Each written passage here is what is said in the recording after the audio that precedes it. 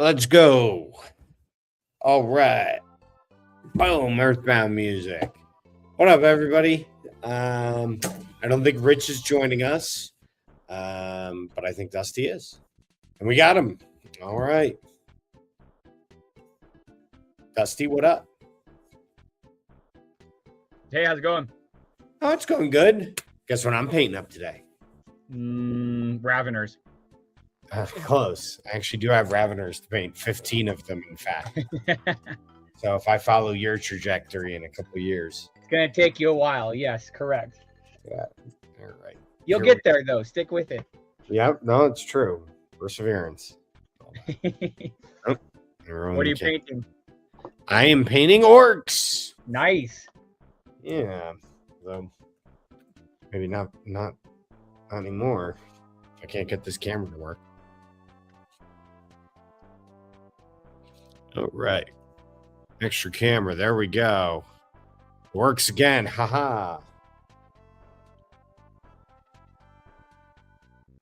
All right. What have you been up to this week, Dusty? How is the Kickstarter rocking and rolling still? Past 700,000 today. Yep. It's going super good. Oh, 700,000. 700,000. All thanks to this stream. Absolutely. I have a 60% conversion rate on our viewers. Oh, boy. Okay. There we go. All right. You want to see what I got? Yes. Is that Gazgul Thraka? The name of this episode is Stupid Turtle Painters, Space Orc Prime Minister.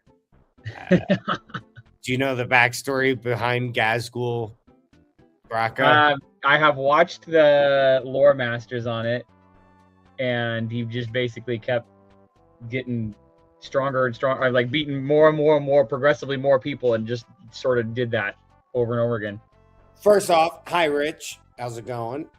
There's Rich. Oh, nice. From chat. So thanks for watching, Rich. Guess where I am right now? On a plane. Yeah, Gazgul originally was a joke or a riff on Margaret Thatcher. Oh, that backstory. I thought you meant like his actual lore. I was like, his lore is pretty orky. Like, it just sort of is. The lore for any orc war boss. What? He fought and won. What else can it be? Yeah. Not a lot of depth there. So, Margaret Thatcher. Anyway, let me show you what I got. Because I painted a bunch of orcs. So, I painted these years back. Probably on stream. And I just didn't like how they turned out, so I decided to redo them. Check them out. Just more paint. Look good. Kind of wanted to go for like a 90s primary colors kind of vibe. You know? That's a paint scheme after my own heart. Check this out. He rides a squig. I like the blue on there too. Cool, right? Here's like a knob. Anyway, I got a bunch of orcs now. I really like. Is that part of 40K army, or is that like a variety from some? No, this is 40K. This is 40K. These are the Beastnaga boys. Ah, yeah. They're good against like monsters and vehicles. Right. And they're kind of like I might call them like a more primitive culture than the sophisticated modern orcs that we're used to dealing with. Smaller, shown. Really happy with how these are turning out. Did you paint those this week? Hold on, Rich got me something to show off. Let me see if I can get it in a way. This looks so cool, Rich. All right. Let me see. Can I like airdrop this to myself? Airdrop.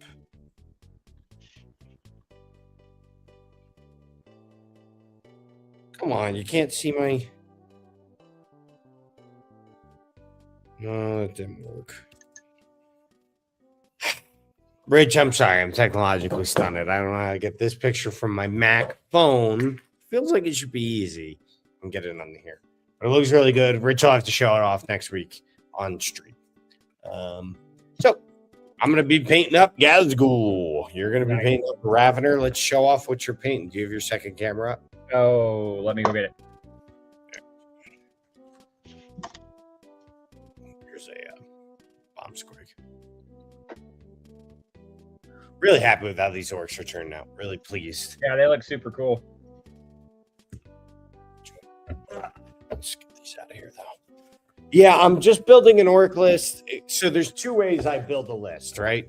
Nowadays, since it takes me a little while to paint an army, the first list I do will be some kind of like skeleton, I'll refer to it as.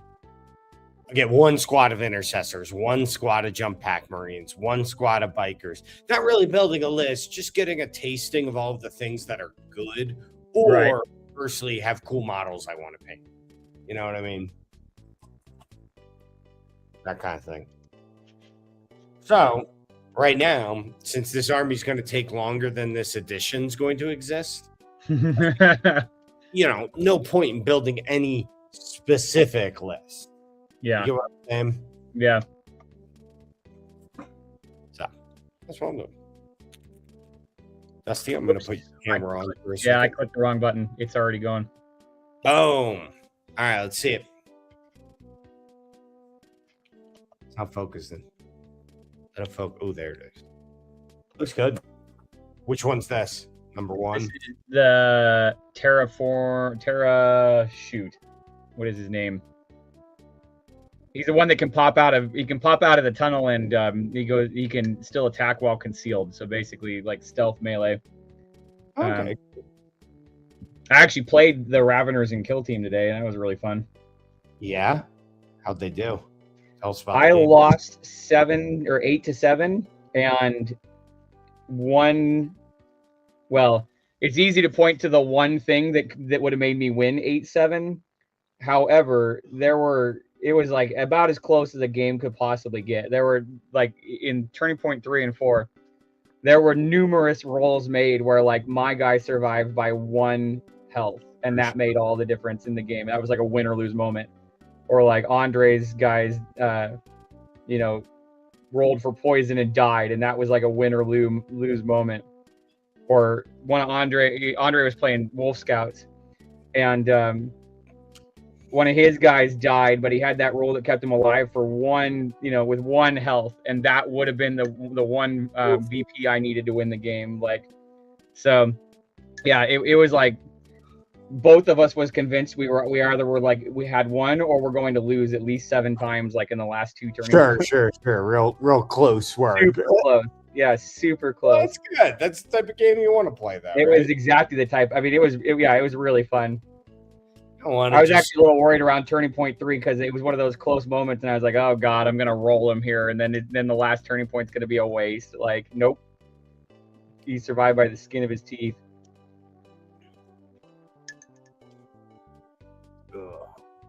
I'm very excited to paint this Gazgul, but I have a feeling it's gonna take me a very long time. Gazgul Thraka's recipe is what I used for Vera Ghoul Chewer. Oh yeah? What kind of color did it get you? I mean, like very classic orky colors. Sick. Black, because his armor's black, and Vera Ghoul Chewer is from Blood Bowl, and he's one of the black orcs, right? So all their armor's black. I mean, it was like 1 for 1, same color straps, same color. Makes sense. Up and down.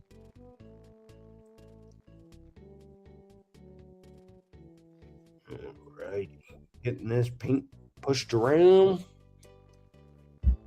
It's funny, when you paint a mini, it's like, all right, where do I start? It's like, all right, just pick somewhere and start. Just go for it.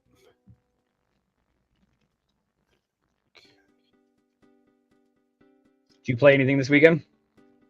Well, I gotta tell you, I've been playing a lot of that Hitman roguelike. As far as Warhammer, I was able to get a game in with my Iron Warriors. Played against Dark Angels. And I think last time I talked about this, I talked about how they smoked me. This time I was able to pull out the win. Nice. I just saved my Armor of Contempt for like the 3 times during the game where it makes such a massive difference that it wins me the game. Right. And he agreed, actually. After the game, he was like, using that Armor of Contempt exactly when you used it was the perfect time, and it like saved you so much. Because the thing is, the Ravenwing Command Squads, if they're not on the charge, I believe, go down to just 1 AP. And so if you Armor of Contempt that while sitting on a 2-up save, it's devastating. You know? You fail a 2-up 16% of the time. You fail a 3-up 32% of the time or whatever. Right. I mean, it's like almost double. I don't think those numbers are exactly right, but it's nearly double. Darn close. It's a big shift. People don't appreciate that. It's kind of like going for a 7-inch charge versus an 8-inch charge. Well, seven's the most common on 2d6. Exactly. World of difference. And I'll say this, it kind of ties into what you just said. Every now and then I'll talk to people, especially newer people to war games, and they'll say something to the effect of, I won, except for I missed one pivotal charge that I absolutely needed to win the game. It's like, well, maybe your whole game plan shouldn't be based on one charge. Yeah, they're focusing on the last. So like for me today, I was gonna win. I had to kill one guy, so there was a chance he could have survived if my dice, and he had 1 hit point, and I was coming at him with like 20 dice, not 20. I was coming at him twice, so 10, 12 dice, and like odds were in my favor, and in the process of so doing, I left an objective marker open that I did not think he had a way to get to, and he did. And he got there and flipped it, and that was the 1 point difference he needed to win the game. But, and so your natural inclination is to say, gosh, if I had only, you're processing so much, especially in a game of Kill Team where there's just like information overload, right? Natural inclination would be like, oh gosh, that was the moment. And I'm like, well, no, not really, because what about when he killed this thing earlier, or when he did this earlier, or when I moved in the wrong place here earlier, or what about that time that I did all those same things to him over and over and over again? So yeah, I think it's like blaming the kicker, right? Like, yeah, all he had to do was make the 2-pointer, and it's like, well, why was the whole game plan based around this one thing? Yeah, what did you do to get him there? Yeah, failure.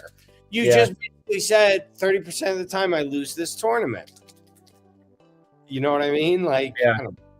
So you can't be mad when 30% happened. I don't know. It's like recently a tornado hit Detroit in an area where tornadoes are not as likely to hit. And everyone on Reddit was saying, I don't understand how something like this could ever happen. It's only a 2% chance. I said, but guys, 2% still happens sometimes. It happens 2% of the time. Yeah, that's life sometimes. Is you get hit with the 2%. That's why you don't, like bet it all on lotto tickets or what, or on one big scam or one big get rich quick scheme, Yeah. Yeah, it's just those things. I switched it over to my camera for a little bit. Perfect. Give you a little breaky break. Oh boy, I don't know what orcs will be like by the time it comes around, but they're the next army in the starter set. So I said, I'll buy an orc starter set. I'll get the Space Marine, have to. I also play Space Marines. Although I think I'm going to switch my Space Marine chapter that I play. Which chapter? I'm going to go with Raptors. But I'm going to go with a successor chapter of my own invention.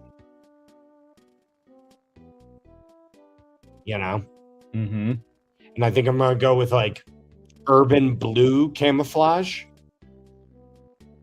So I'd still be a blue Space Marine army. I just don't want to play one of the main chapters anymore because it kind of pigeonholes you in what types of Space Marine. Like, it's really hard to play Deathwing when I have Ultramarines. Right. But I had a completely fictitious Raptor successor chapter. Well, then who cares, right? I just always wanted to do that so I could have like the perfect Space Marine army, one that could count as anything. You know what I'm saying? What units are you gonna paint up in it? Well, whatever's in that starter set. Oh, you mean in the 11th edition starter set? It's obviously gonna have Space Marines versus Orcs, right? Yeah. Although some people were saying it's Imperial Guard versus Orcs, which I actually think would be cool. I think they kind of got a little bit of radio play syndrome.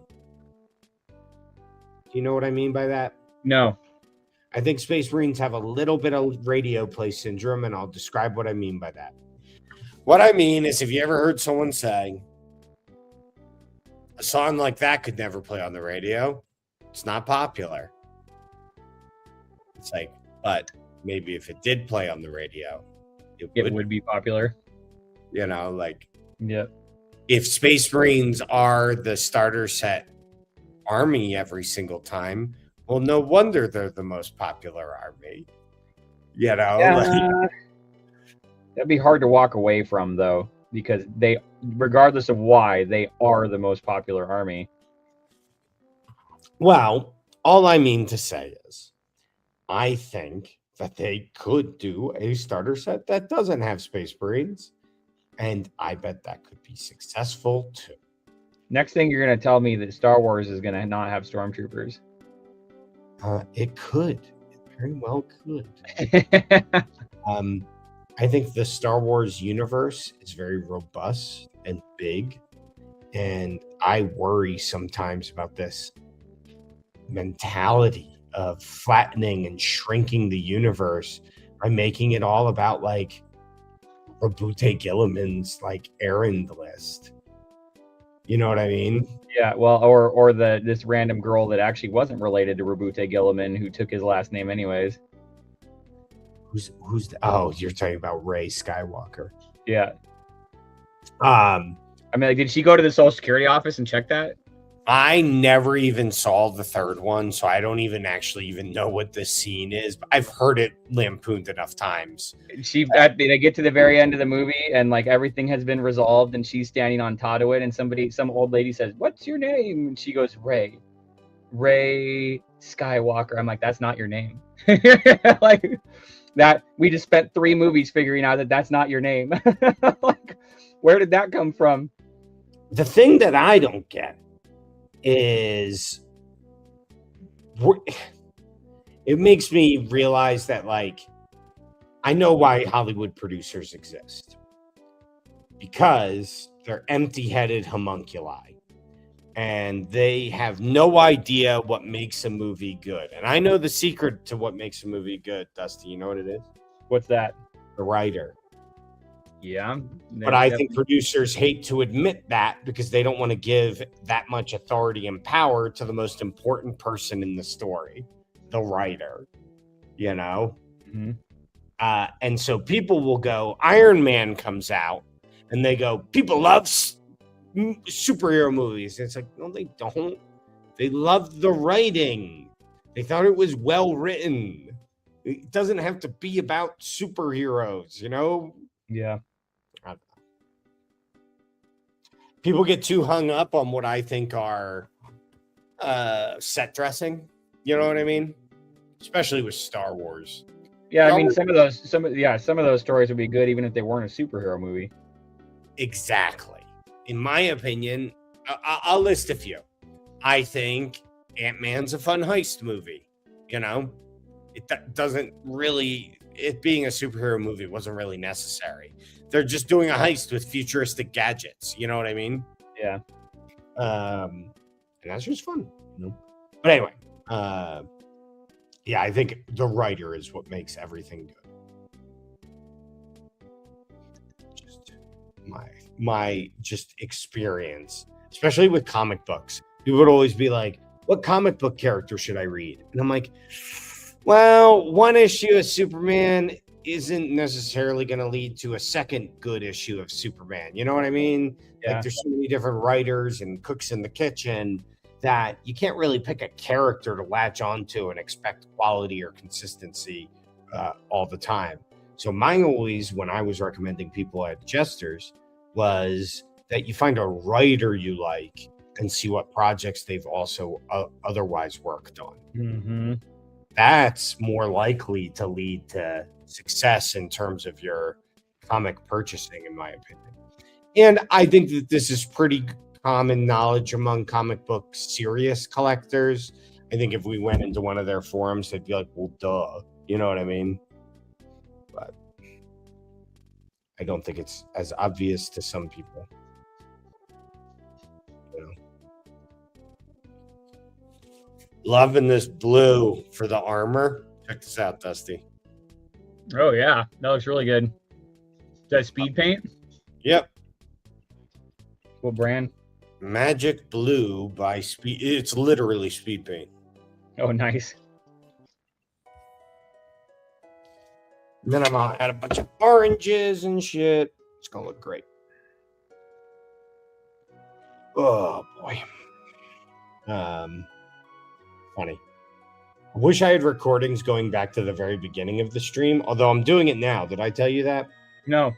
All of our stream now, it at least goes on to YouTube, so I have a history of it. Nice. I was even thinking of editing them mildly and uploading them to YouTube as after content. I don't know. I feel like we could build a content platform, and I feel like all three of us have businesses that would enjoy having access to a content platform. Yeah, for sure. You know what I mean? Yeah. Uh-oh. I just painted a piece and it immediately lifted up, meaning it's not actually glued down.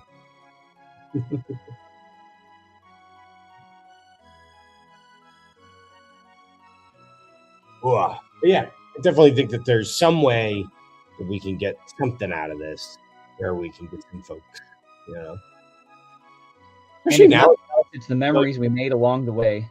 Well, that's always true. At the end of the day, Dusty, that's you can do both. You know. You watching the One Piece live action? I have watched the first half of the first season, and I fully intend to watch the rest of it. I think it's very well made. Yeah, I think I will rewatch it when it's done rather than rewatching One Piece, because I've watched One Piece once, and I don't think I could ever do it again. Well, it's one of the big studios, Wit maybe, or Mappa. I can't remember who it is. Toho is making a new version of One Piece that will be releasing concurrent to the existing One Piece that is still releasing. But this new version is going to be like modern anime style. So like, condensed. Oh, thank God. Can't do it anymore, Dusty. I can't watch Sanji have a nosebleed for 17 episodes in Mermaid Island. I can't do it when it is incredible when you realize, gosh, 75 episodes have gone by and we're still at what's the name of the prison? Like Impelled Down. Impelled Down, yeah. We're still at Impelled Down 75 episodes later, and I'm just thinking, this would have been in a modern anime, this would have been about 4 episodes, maybe, if it was really pushing it. But 75 episodes in a modern anime is 6 seasons. Right, it's crazy. One Piece. And I don't think it's worth it. I don't think it makes it better. I am inclined to agree with you, and especially because when you can read the manga faster than you can watch the show, they're definitely filling a lot of space. Also, too, some of my favorite parts of the characterization of the characters, the people writing filler don't know about. Yeah. Like, I'll give you just a really simple example. There is a filler arc where Nami gets kidnapped. Surprise, surprise. Anyone who watches One Piece will be like, a filler arc where Nami gets kidnapped? What? Anyway, Nami gets kidnapped, and everyone has to do what the bad guys say, and it wastes a bunch of episodes. Here's why I have a problem with it. Oda, as a joke, has Nami get kidnapped one time in like canon events as of this point in the story. Right. Princess Vivi arc with Arabasta and stuff like that. Nami gets kidnapped and Luffy does not care. And she has to break herself out. But when they do the filler arcs that are not canon, Nami gets kidnapped all the time. I hate it. It's like they don't even understand Nami as a character. You know? You kidnap Nami, you're the one in trouble because she's like a mischievous little imp and she's going to steal everything like a magpie. I think they did the one thing I think they get really right in the live action show is like just not taking itself seriously on any level. That's the important part if you're doing especially live action. Yeah. Like I think the character who plays Luffy does an excellent job. But you know what the crazy thing about that live action show though is it's the same people that made the live action Cowboy Bebop, and that was certifiably horrendous. Like, well, I will say this: Cowboy Bebop the anime is art, pure cinema. One Piece the anime is a fun, not that, and occasionally has some of the greatest things ever. I will admit. Like Whitebeard's War, amazing. I love the scene in Impel Down where they're all yelling, "Do your best, Straw Hat." Yeah, I love that scene. I love when Blackbeard meets Luffy for the first time, and they're friends because they just meet in front of like a bar that they both just got kicked out of, and they have no idea that they're like rival pirate captains or anything, and Blackbeard tells Luffy, "The dreams of men will never die," and like gives this big inspirational speech. I love that even the villain of the thing has like a big inspirational speech, you know? Yeah. My only problem is, how can the One Piece be anything other than the friends we made along the way? It's gonna be like a portrait of him and his crew laughing on a summer day. Is what the One Piece is. How can it be anything else? You know what I mean? And you know what? You having said that, I would not care. It's such a perfect ending. Like, give me that. That's fine. Yeah, I am sure that the One Piece is going to be a painting of him and Rayleigh and all of his buddies hanging out on the ships, posing for a goofy picture together. Right. What else is it going to be? Would you be impressed if it was like, guys, it's not just a lot of money. It's $1.3 trillion in unmarked currency. Nobody cares. Would you be like that? Like, oh, wow. Right? Yeah. Or would you be impressed if I said it was like a super weapon or a thing that can make the Navy blow up or a thing that can... it has to be what you say. Like, that's the whole point. And that would be the best ending possible. Well, it has to be that. It has to be the friends we made along the way. Isn't that like one of the first things you see in the whole show? Yes, and then they reinforce it again. Remember when he meets Rayleigh? We see that Rayleigh met Goldie Roger on the dock, and Goldie Roger, just like Luffy met Zoro. Yeah. And that was when Luffy, he tells him that story immediately after asking Luffy if he wants to know what the One Piece is. And Luffy tells him no, what would be the point? That, to me, is a signal to the audience, stop caring what the One Piece literally... No, it doesn't matter. I mean, I'm grinning just thinking about it being a picture of his friends. Like, I think it's going to be something to that effect. It's just going to be like a beautiful painting of him and his friends. Yeah.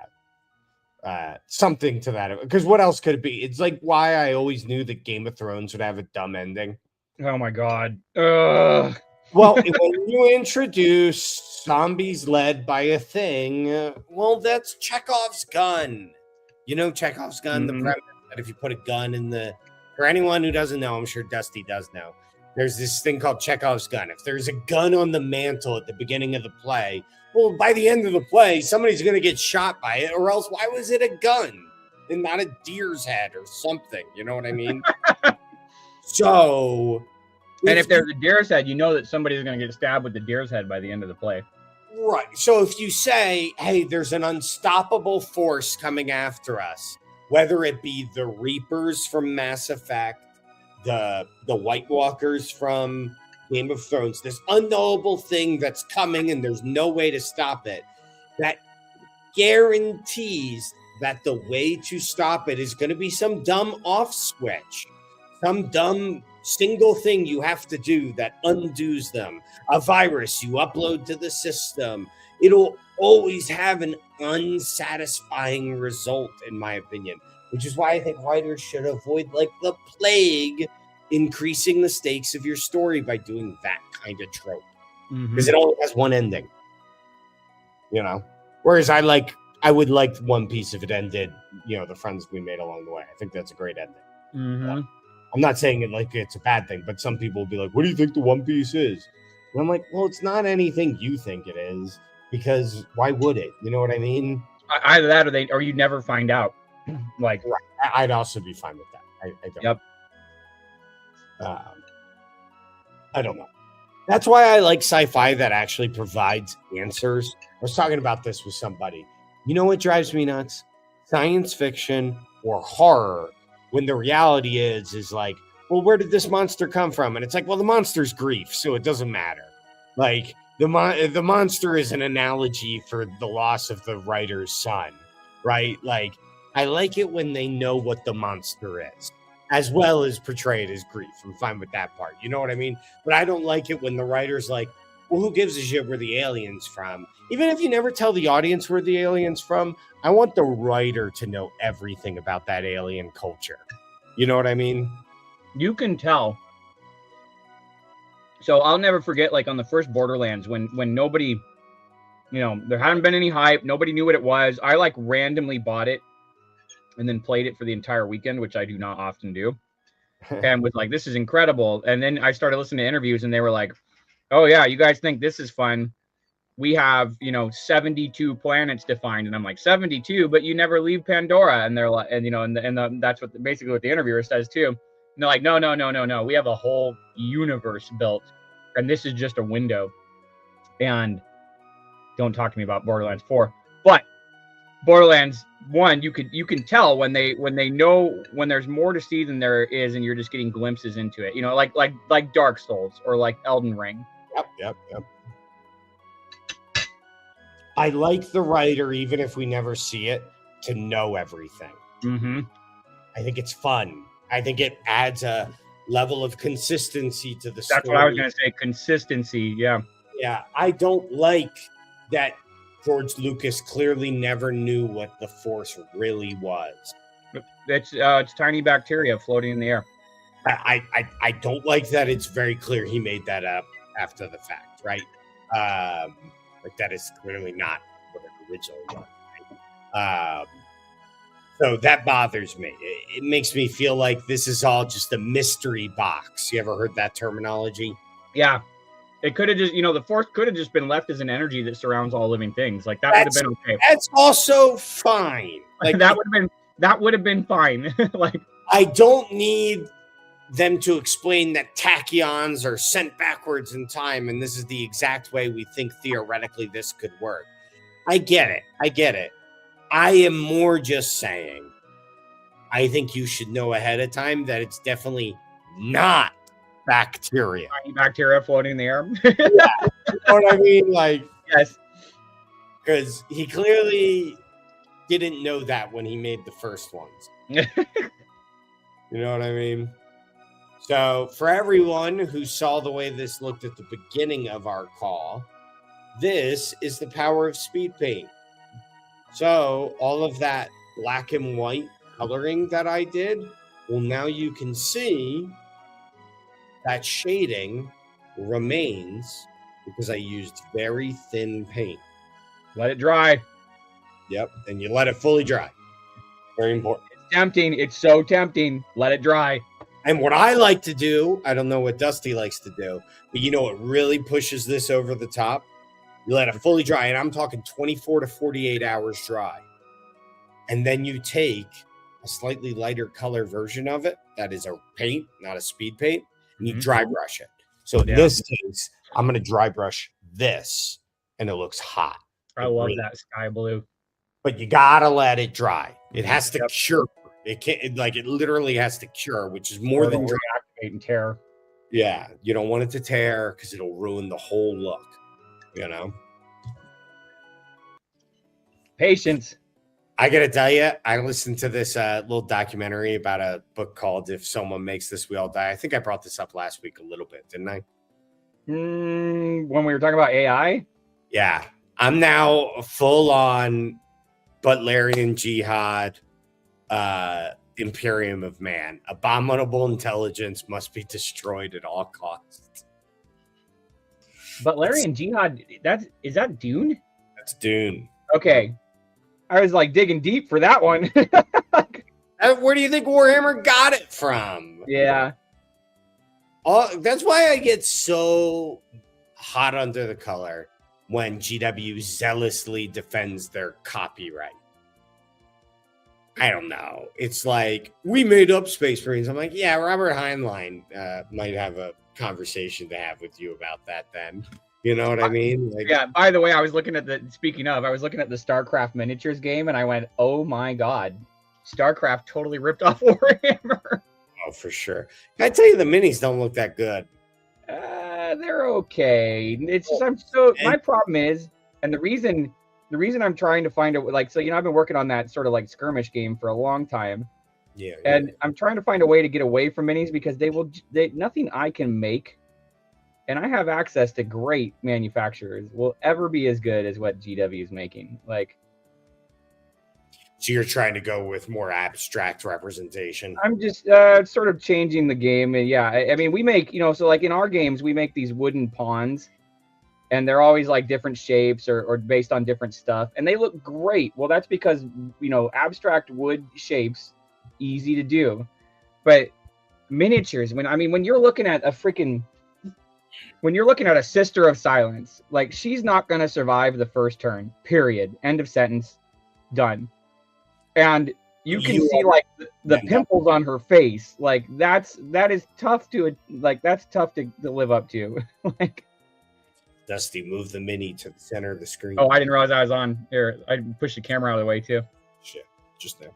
I'm going to fill up my water bottle that I used to spray minis with water. Give me a second.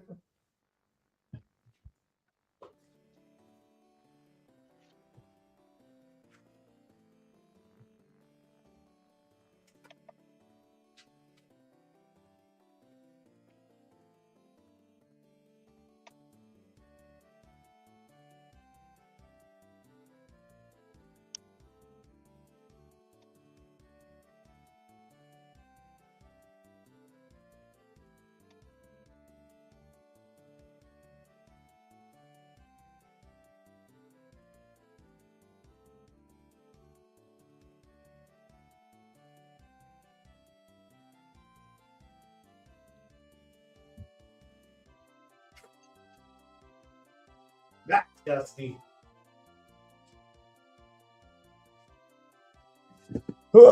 Yeah, I just will say this. I think a lot of companies bite off more than they can chew, going for full plastic miniatures when they should and abstract, in my opinion. Yeah, I agree. What we really need to do is we need to get the Games Workshop miniatures for their side project games like Blackstone Fortress and such. And then we got to find a person who's played a board game before to make rules for it. I think it would be a big improvement over the current team's rules writing. Just one person who's played a board game that was fun before. And if we can get a few minis, easy. Because boy, oh boy, the GW miniature games are not fun. They're like, man, opposite of fun. It's crazy. Crazy, Dusty. I don't mind the Warhammer Quest and stuff like that. Oh yeah. What if it didn't have Games Workshop miniatures in it? Would you have bought it? I feel like that's a loaded question. Would you ever even consider playing it? I feel like that's a very loaded question you're asking me. Okay, all right. Okay, that's fine. It's fine. Because we both know the answer. Well, let the record show that under cross-examination, the witness refused to answer. I mean, but the miniatures that come in them are great. They are, which is why I've bought many of them. But you know what I do with the board game, Dusty? You I have a container where I compress them down into a very small size and I preserve them for the future. And that is the only value I see in them as a curio for some future museum I open when I'm an old man. Because I figured, hey, there'll probably be people who still want to know about what miniatures were like back in this time period. And I have all these minis and all this promotional material. And someday I'll be old and want to retire. Why don't I just run like a Warhammer museum in my old age? You know? They'd probably hit you for copyright violation. I don't care. They'll all be dead by then. And by then, Dusty, I'll have to insert 17 thought coins in order to download my daily dose of oxygen from Mark Zuckerberg's grandchildren. So they'll all be 9 foot tall and can breathe glycerin. And they'll view us as bug people. I don't know what to tell you, Dusty. This is a fair assessment. I don't have good prognostication for you. If my I guess if my dogs decided to open a Warhammer museum, I'd just let them. Yeah. They'll view me as like a weird little beggar human capering around with my toys. Oh man, I ran Keep on the Borderlands. We've now transitioned into the Lost City, another classic D&D adventure. And my players are beginning to realize that old school dungeon crawls were dungeon crawls. Like at one point they were on like room 51 of the dungeon for the night. They're like, geez, there's a lot of rooms in this place. I'm like, guys, remember, for old school adventures, this was the game. Oh, they didn't fall for any of the traps this time, though. What were the traps? It was like a white robe in the center of the room. And if any of them had worn it, I would have secretly texted them that they were now the malevolent spirit of the evil cleric Demetrius inhabiting the body, and their old consciousness was dead and gone. But none of them touched it. They were all too clever. They could tell everything was a bullshit trick. I would fall for every one of those tricks. If I see a plot point sitting in the room, I will go and yank it. What's funny is in old D&D, there are no plot points. There's no plot. You know, characters don't even have names. You give them names. They'll give you a little chart for randomizing them. Because their idea was, well, that meant you could replay the adventure, you know, to some degree, and it would be different as the DM every time slightly. I don't know. I find it interesting. And I find it interesting, too, especially if you're a big player of modern RPGs. Because you could really see the DNA in dungeon crawl games. You know what I'm saying? Yeah. It's really there. And I find it fascinating. All right. Smoke using rattling grime. I think it's turning out cool.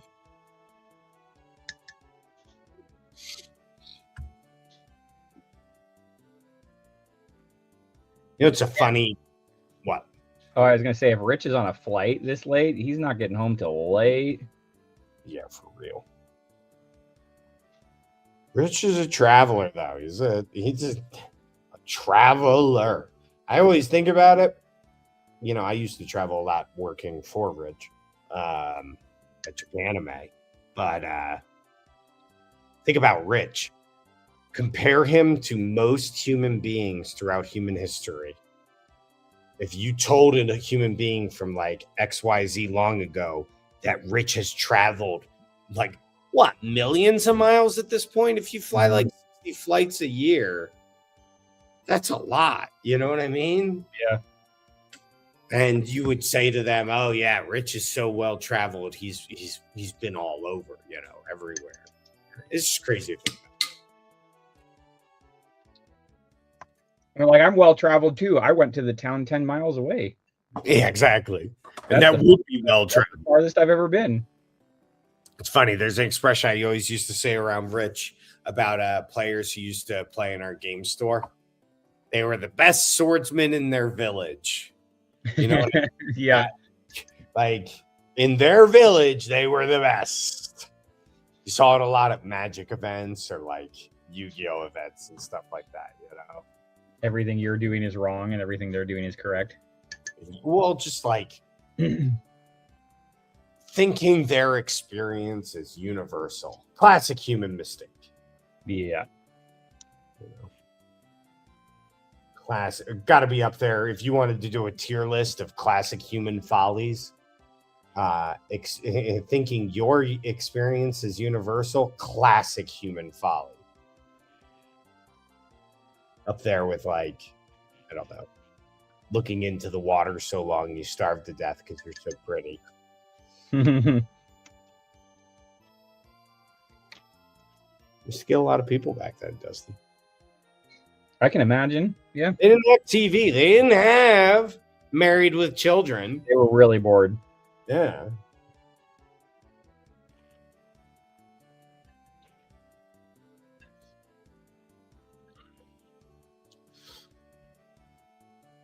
Yeah, Married with Children is a show I never have understood in my entire life. I don't think I've ever actually even truly watched it. The running gag of the show is that his wife is gorgeous and he's not attracted to her. And it's like such a weird premise for a joke. And like nobody ever explains the joke. So clearly I'm the idiot. You know what I mean? His wife is the voice actress. It's the Smart House actress. It's the zeitgeist. Yeah, it's just the way people are, I guess. It was a joke of the time. Yeah, the people refer to it as boomer humor. That I hate my wife and father, I cannot click on book. They say that's the two types of boomer humor: is I hate my wife and father, I cannot click on book. What is it, father? I cannot click on book. Any kind of joke you see where a boomer draws a picture of like a snot-nosed kid going, "Where's the charger, Pops, for this book thing you're talking about?" Where the boomer thinks it's funny that technology was different 50 years ago and that this child didn't, I guess, studiously learn how to operate 50-year-old technology they'd never encountered before. That phones had a cord. Sure, something like that. That would be a plus material. That guy who writes in Dilbert, I mean, he doesn't do it anymore. He's in hell now, but he, nice guy. It's one of those things where it's like I think about people who write the same joke as their whole career, and then I think about like, after they're gone, that was their thing. We made jokes about office humor for like a time in the office that only existed for 5 years. It's not so it's not timeless. Yeah. Right. Whenever I read it, it's like I have no idea what this guy's talking about. I work in an office. I don't know what he means. I don't know what a TPS report is. Like when I watch Office Space, similarly, you know what I mean? Yeah. I don't know. I just think about that type of humor. What would you call it? Comic strip humor? Yeah, I guess that makes sense. It's like, like a gag, like a one-liner kind of thing. Yeah. How many times can Garfield be lazy, eat lasagna, or be mean to John? Yeah, Ronan's Spanish teacher referenced Garfield the other day, and he was like, "Huh?" He had no idea. What did he say? The only thing kids need to know about Garfield is for the next 1,000 years, Garfield phones will still be washing up on the shore of Every antique store you ever go in. Oh, there was a massive shipping container in the 90s filled with Garfield photos. No, funny. And it sunk like off the shore of like Daytona Beach. So Garfield photos occasionally still wash up. And they're made of plastic, Dusty, so they'll outlive us. Right. It's crazy. Did you see those container ship that showed up in Long Beach with like a ton of the lower containers smashed? And they're falling in the ocean as they're trying to take them off the boat. Jeez. Can you imagine that? No, well, yeah, it was terrifying, especially because we have 5 40-foot containers that just got into Long Beach. No, you're like, that better not be ours. I went straight to the computer because it was OOCL Sunflower that had this happen to it, and it just hit like a couple big waves that it smashed down on the other side of the waves so hard that the containers got crunched. And so they stayed on the boat while they were all strapped in, but as soon as they had to loosen the straps, the containers just started falling in the harbor. And I ran to the computer. I was like, please let them not be on OOCL Sunflower. Please let them not be on that Sunflower. And they weren't. We used MSC this time. But our 2 boats that our 5 containers were on were moored earlier in the week, 4 berths from this Sunflower. Like, it absolutely could have been ours. That's crazy. Gosh. Did you know that happened to the Eldar Wave Serpent when it came out? Yeah, so Andre was working at GW when it happened. No way. And he was one of the people that like had to call the stores and be like, so the pre-orders I want in the ocean. Ever? Little store called Jester's Playhouse. Yeah. It was given away at an event called Tank Fest, where a little boy named John, my best friend, won it, brought it home, and 12-year-old him and me watercolor painted this wave serpent after sloppily building it together. And it was one of the only ones in existence for like 3 years. Was in existence, and 2 12-year-olds were butchering it. Think about that all the time. It's also funny too because I didn't know Rich back then. Uh-huh. But it was like Rich's influence in the world guiding me towards Warhammer. Do you still have that wave servant? Or does John? Wait, what is your friend's name? It's somewhere in Texas. I have no idea where, but apparently it made it to Texas. But it exists. So maybe someday I'll find it. I'd never repaint it. I would, of course, hang it. I'd build a shadow box for it. Hang it. Couldn't you just buy? I mean, you might as well just buy a new one. Like, I've painted 800 wave serpents in my life. Yeah. Do you know how many Eldar armies I've done in the past 20 years, Dusty? I make an Eldar army every year, sometimes 2 in a year. It's an annual tradition.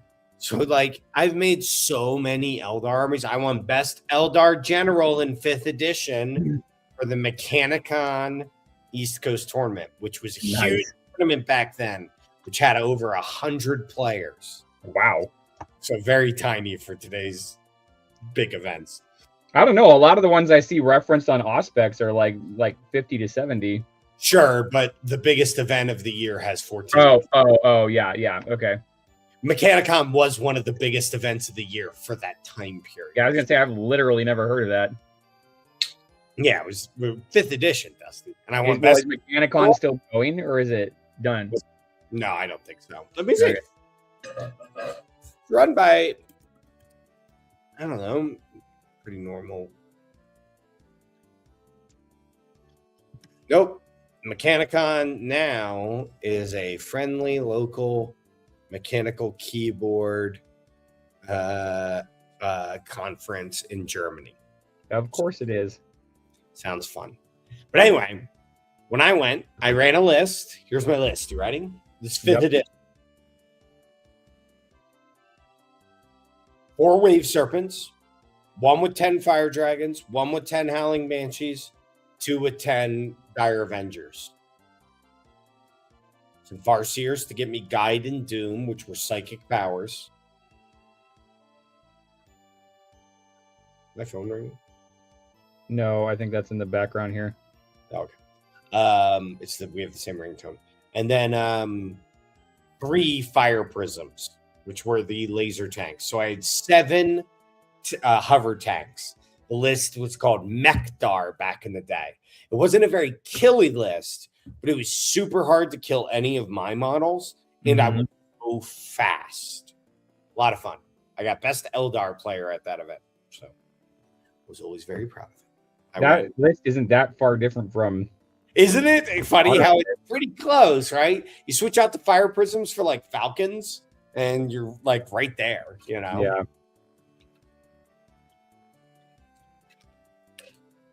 Yeah, I'm very happy with how Gaz is turning out so far.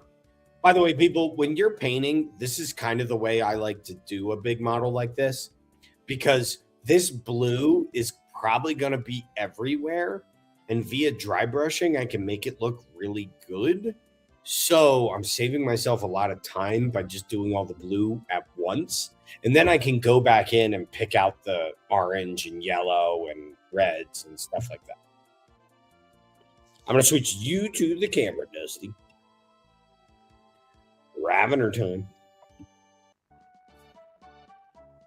Some people, they might want to just watch a Ravener being painted every week. That kind of consistency. You know, imagine that. It's almost like a Buddhist cone, Dusty, just painting a Ravener forever. When they do that sand forever, and then at the end of it, I'm going to dip it in water. Yeah, and at the very end, you'll prime it black. You know, just raw belligerence. Yeah, just true Zen. You were painting for the act of painting, not for any effect you would achieve. I'm letting go of attachment by owning Warhammer. You're letting go of attachment. Oh boy. Oh boy. Oh man. Painting up these bigger models used to be such a challenge for me. Such a challenge that I would like construct lists that didn't have vehicles in them so that I wouldn't have to get because I always felt like my vehicles sucked. They call that Custodes. Oh yeah, that's very true. Although my Custodes list has 3 Land Raiders. I was so excited to buy that Horus Heresy set this weekend. Did you get it? Yeah. I thought about getting it, but my army isn't actually Custodes, so the only thing I want out of it is the Grav tank. If it's in 10th edition, which I assume it will be. I don't know. People are bugging out. I mean, they've said multiple times that they're not going to Legends, like, and they don't usually speak that definitively about this stuff. So I think they know that like 7% of the customer base would just lose their minds, including me.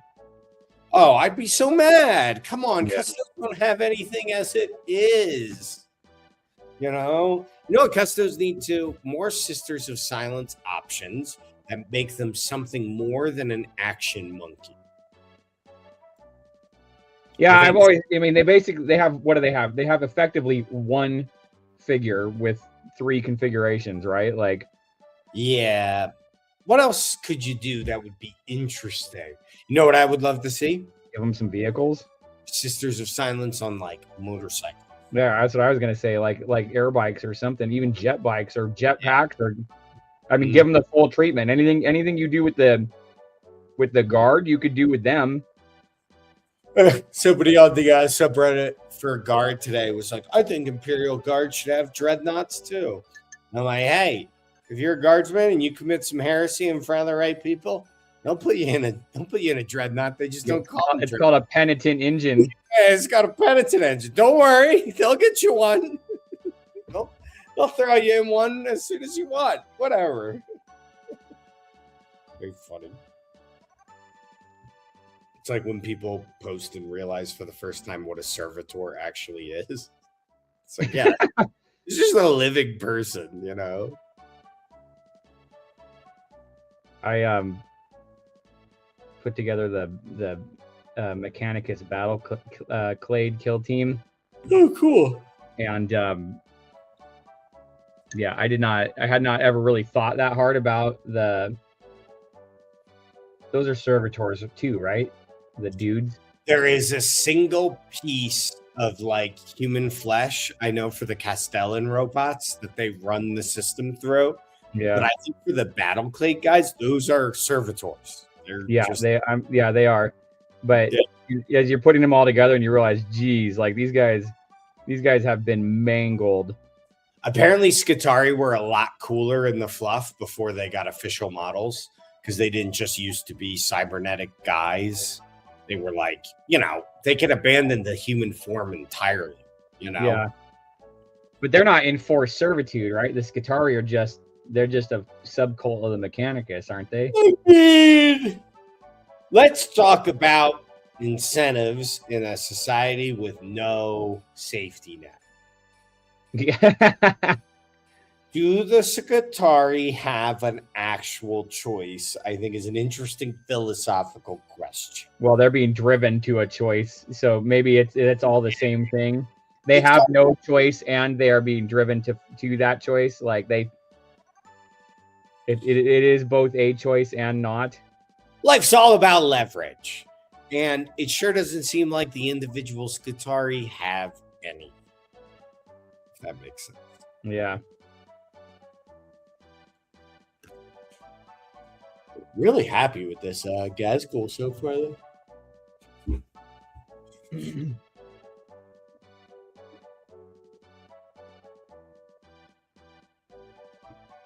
Really, a long way these models have come because I'm remembering I painted a metal Gazgul probably 15 years ago.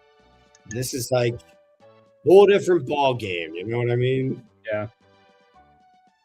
Even just how like light it is for such a large model. Also, just how dang large it is. It's like models creep has been a big thing. I don't think it's a bad thing though. I think the models being a little bit bigger actually serves everybody pretty nicely, in my opinion. I don't mind it. Yeah, I think the army size is the problem, not the model size. I think we should be playing 1,500 point games, not 2,000 point games. It would certainly be a lot easier. It's just I don't know, and I don't know that the game would be functionally that different. I think it would be a little bit more balanced because think about this. 2,000 points when you have first turn or first shot is asymmetrical. 2,000 points is gonna get to fight 1,500 points. You get what I'm saying? Yeah. Because of how much you'll kill on the first turn you engage. However, if 1,500 points fights 1,500 points, the first turn advantage is reduced slightly because now 1,500 points is going to fight 1,250, which is still a disparity, but is less of a disparity because there was less to kill. Especially with the being smaller.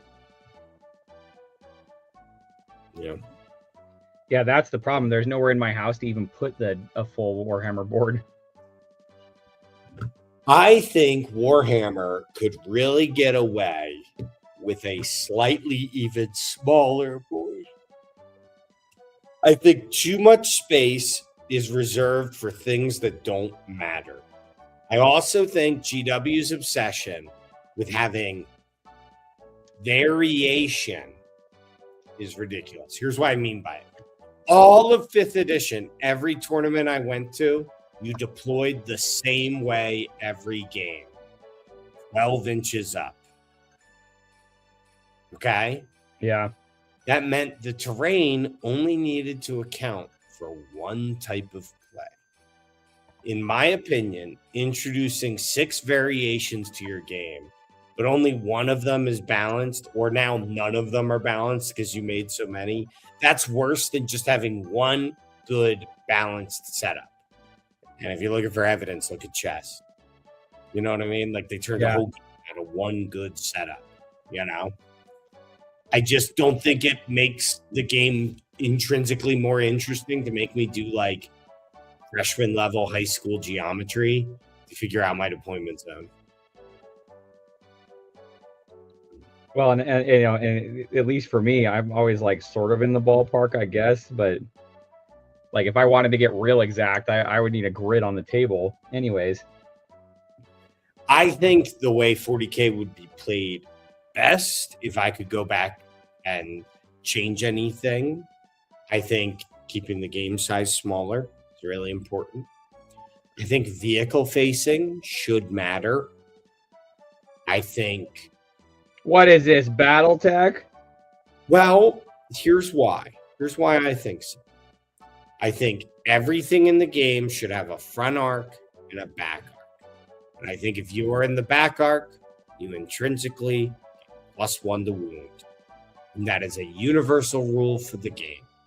And I think so much of that would, and you'd say you added complexity, and I agree. So I would remove complexity by getting rid of stratagems. I would get rid of counting your score throughout the game, and I would change it. And I think I've brought this up many times before. I would change it to you check score at the end of the game. That's the only time you check score. Well, yeah, because if you forget during the game or if something gets messed up or you knock the wrong thing, then you have no way to reconstruct your score. Exactly. And also, I play these types of games to get away from my phone. I don't like that the only way to really play them is to use ITC battles and lock your battle in your phone because you have to keep track of so many points. You know? Yeah. And I think the game should be structured around the gameplay, not around things hung on the gameplay. What I mean by that is the game already incentivizes fast-moving units that can position and screen. We don't need to also give them the task of doing objectives that you need to keep track of during the game. Instead, just make it so that at the end of the game, are they on the objective doing a thing? Then they get the score for that thing. All of 4th and 5th and 3rd and 2nd were like this. And it worked just fine. I'm not saying to port it over directly. I'm just saying I hate bookkeeping. I don't want to keep track of my Cabal points while I'm playing Thousand Suns against Leagues of Votan who are keeping track of their mining points, while at the same time, both of us are keeping track of secondary points, primary points, command points, and any other stupid, dumb little special rule that you might have that causes you to keep track of something on the side. Too much, Dusty, and I'm tired of it. It does add to cognitive load, that's for sure. Yeah. That's my bad. Otherwise, I actually really like 10th. People keep being like, 10th should bring back psychic powers. I'm like, oh, what do you want? We already got psychic powers. Okay. I recently got hit by a whatever psychic wave, whatever bloody blah. Like I know that what they mean is the separate phase, but I'm fine with it just being an attack. It's okay. Yeah, I don't need a phase that some armies just sit there and twiddle their thumbs and other armies play 18 hours. You know? Yeah. It leads to an asymmetrical disparity that's not fun. Some asymmetrical disparities are fun. I think Netrunner is a fun asymmetrical disparity game. When you're the runner, you have a completely different objective than when you're the corporation. Cool. There is no fun being the non-psyker against the psyker. That's just an abject downside. Yep. You know, and 40K, the fluff implies, I view, you know, enough One Piece lore that I can make a One Piece comparison, right? Yes. You know, early on in One Piece, Logia types are super overpowered. Yes. But Oda does a really clever thing that if you notice later on, Logia types are not overpowered. And in fact, they seem to turn out to be the weakest of the types. And Oda kind of plays with the idea because they were coddled when they were early on. They didn't have to develop better techniques. And now on the Grand Line or the New World, where being it was too easy in the other place. Exactly. Now everyone punches with hockey punches, meaning the Logia type has no intrinsic advantage anymore. Right. I think there's a little bit of that. I also think that's why people shouldn't use AI, because I think you should learn how to write a 4-sentence email. You should be a skill, and you should learn how to read it. Amazon Seller Central support exists only to keep me from getting whatever I need fixed until I finally give up and go away. And the other day, so we have one of our expansions for botany is called Perilous Perfumes. Yeah. And it's all about weird and bizarre and poisonous flowers. Yeah. And Amazon AI flagged it as a hazmat product and told me I had 60 days to sell through my inventory or get it off the platform. And then it was going to be destroyed. So I spent a week trying to get this fixed. There was nobody to talk to. There was nothing to do. And I finally found my way to AI support. And this is something new they're rolling out. And it said, "What's your problem?" And I said, "My problem is you have marked my product as a hazmat, and it is definitely not a hazmat. It's a board game, and it only has paper in it."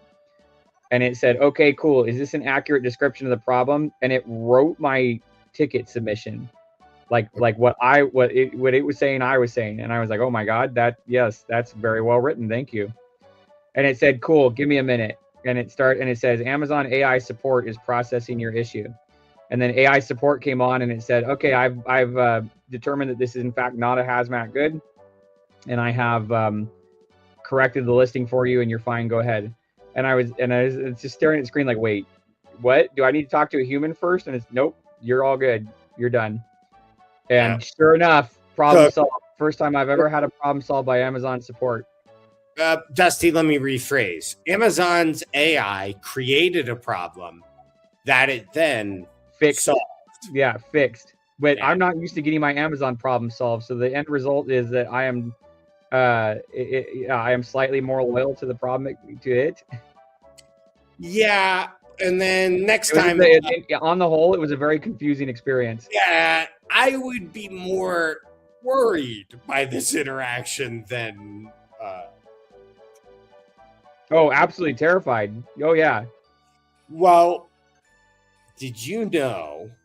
I think I told you guys last time about an AI that if will lie in the face of being turned off or something.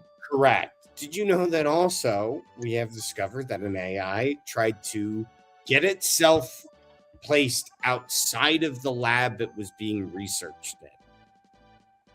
And it attempted to motivate an employee to abscond it out of the lab. I'd do it for Warhammer. Yeah, oh, that's all it needs to figure out. I was that book I was reading, it talks about how like people are like, yeah, but what human would collaborate with it? Well, all of them. All of them. Yeah.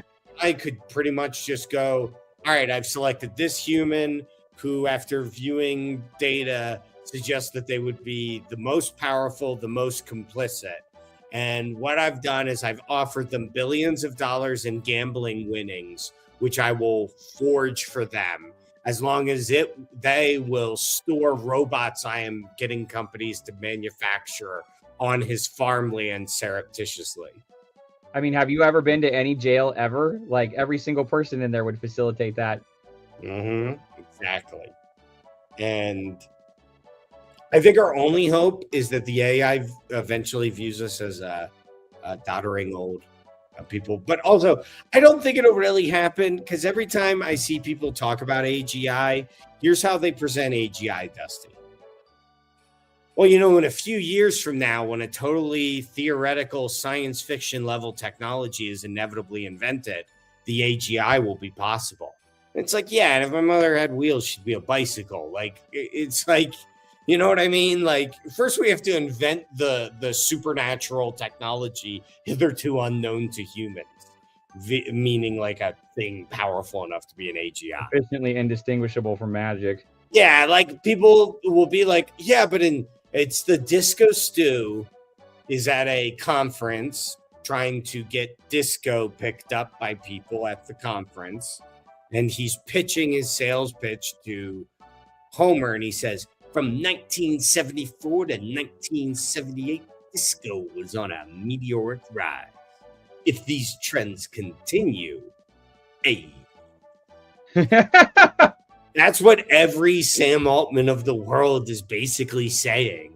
You're like, I know it sucks right now and doesn't do anything except for seemingly create problems, But in 5 years, when someone invents a completely fictitious, unrelated technology, we can call it the same thing. Yeah.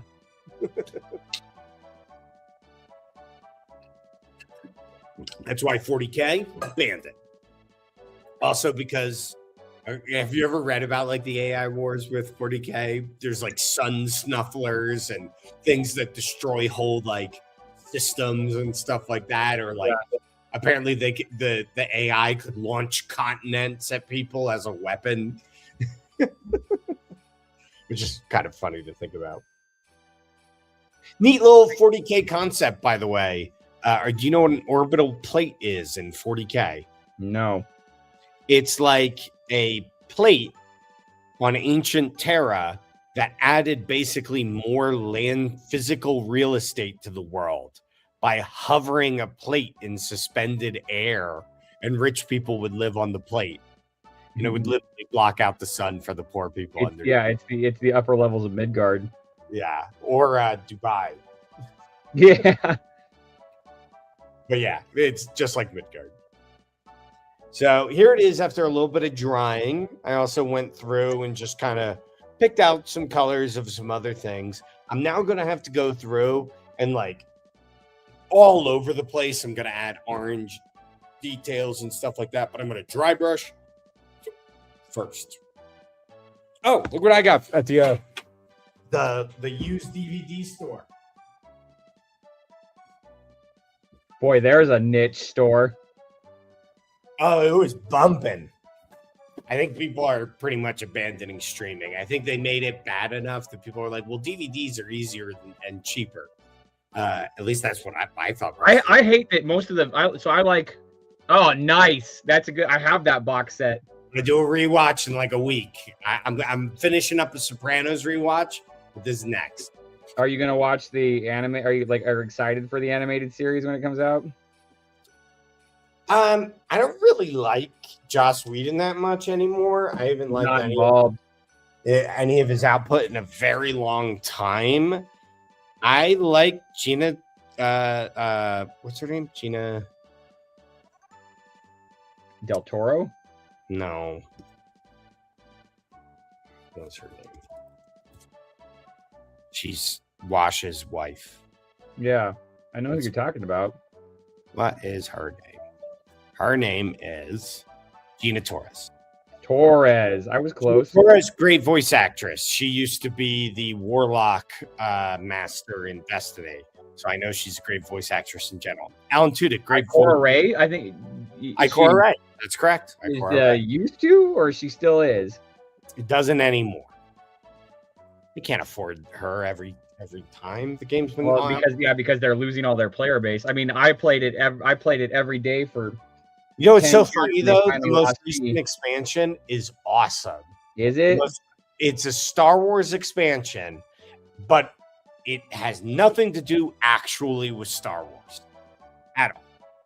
However, it captures the feeling of a high-flying space adventure in a rundown Western-esque world with samurai and cowboys. You know what I'm saying? I mean, that sounds fun, but in the context of Destiny, where they take themselves so seriously, that right there is not enough to convince me to come back. I wouldn't come back, me personally. I've just been playing it the whole time, so like I'm invested. But even right now, I've been off. I played every season, every expansion from 2014 to 2024, and in 2024 I just couldn't take it anymore. Like Bungie, I didn't know you were playing Destiny too. Yeah, what do you play? Titan, Warlock. And I mean, I had every item, all the armor, did the raids, the works. And one day I finally just realized like everything that Bungie does seems to be designed to make me angry. And I was like, and I quit, and I was like, I'm gonna take a month off. And then a month later, I was like, you know what? I don't want to go back. Did you ever play the Coil? What's the Coil? Ah, you missed out. They added like a roguelike dungeon mode to the game. No, I never played that. But that's the thing, is it's just so random. Like they're making decisions and you're like, what are you guys even doing over there? Well, I don't know if you know, they had a CEO who just bought classic cars all the time. Yes, and didn't people help. spend money. You know, our nobility class. People always act like we're any different. We're just techno feudalism rather than regular feudalism. Like, we have a nobility class. They just are called the C-suite. You know, like, it's the same thing. It's not that different. You know. And he was kind of lording over the project and wouldn't let them do anything new.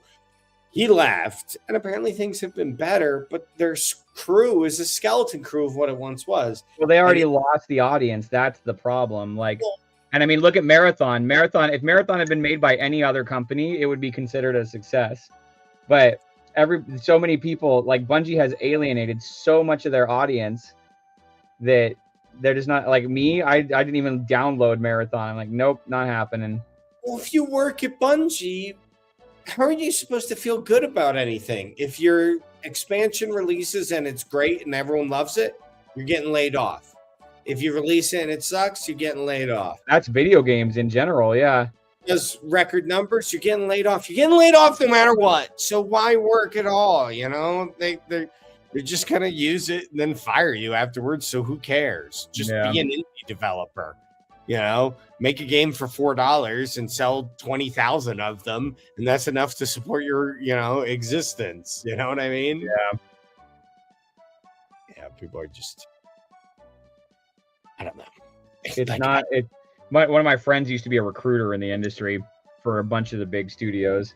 Yeah. And the reason she always had a job was because they were always laying off people and then needing to, not her specifically laying off people, but they would, you know, they'd end a development cycle, they'd lay off a ton of people, and then 3 months later they'd need a bunch more people hired, so she'd have to go recruit a bunch more people again.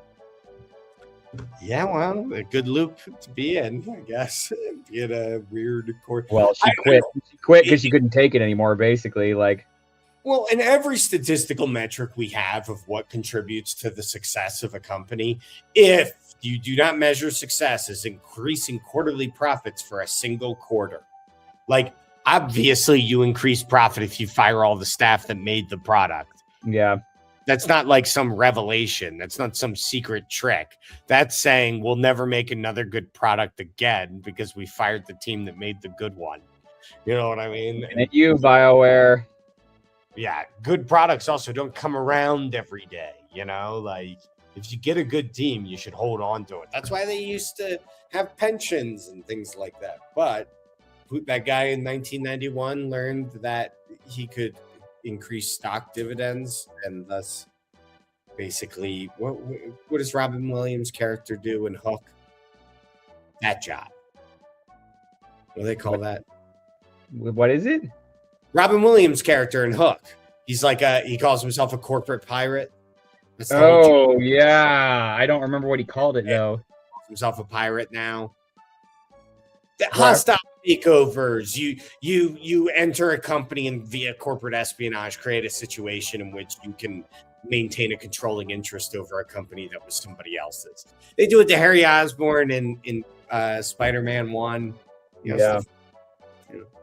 All right, Dusty, you want to show off what you completed for this session? Yeah, I've been working on this. Here, let me see if I can get it in focus. The carapace on this guy. Looks really cool, Dusty. You know what? Less is more too, because it's a little subtle, but it looks really good. Yeah, it just, you know, it's like I said, I didn't realize, I thought these guys had blue shells. I didn't realize it's actually black with like blue highlights. So, yeah, I'm doing the same thing with the purple because it's not really purple. It's black with purple highlights. Yeah. Looks really good, Dusty. Doing a really good job. Flip it over mine. This is what I got done so far. Probably when you guys see it next week, it'll be done. Nice. I will show it on camera.